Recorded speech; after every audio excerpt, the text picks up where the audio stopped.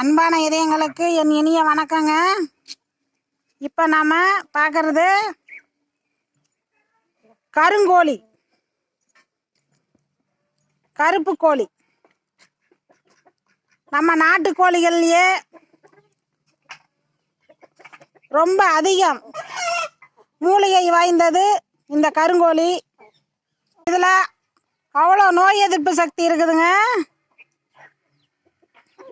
இது அடை படுக்காது. நம்ம வேற கோழிகளில் முட்டை வைத்து பொரிக்க வேண்டும். இது கருப்பாகத்தாங்க இருக்கும். கருங்கோழி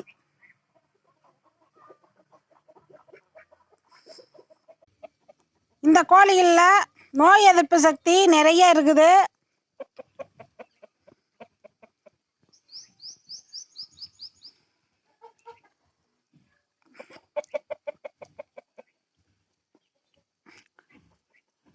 இது முட்டை தொடர்ந்து வைத்து கொண்டே இருக்கும்.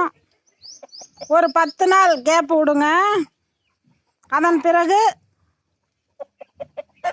முட்டை வைத்து கொண்டே இருக்கும். கருங்கோழி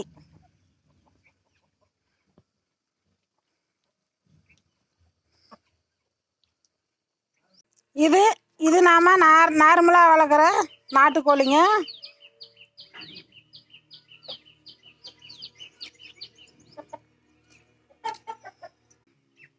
பாருங்க,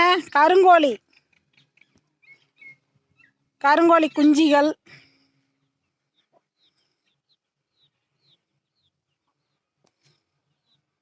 நாம் இந்த மாதிரி கிராமத்தில் ஒரு 10 கோழி நாம் வளர்த்தோம்னா நம்ம வீட்டு செலவுக்கே போதுமானது. முட்டைகள் நாம் வேக வைத்து சாப்பிட்லாம். நிறைய நோய் எதிர்ப்பு சக்தி இருக்குது.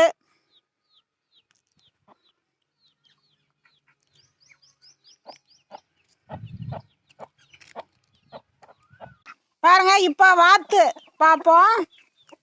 இதன் பெயர் மணி வாத்து. இது தானாக முட்டை வைத்து வாத்துகள் பொரிக்கும். மணி வாத்து இதன் பெயர். பாருங்க எவ்வளோ அழகா இருக்குது. மணி வாத்து,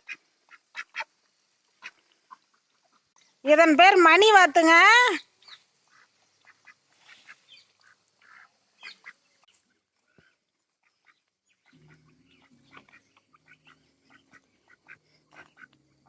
நன்றிங்க.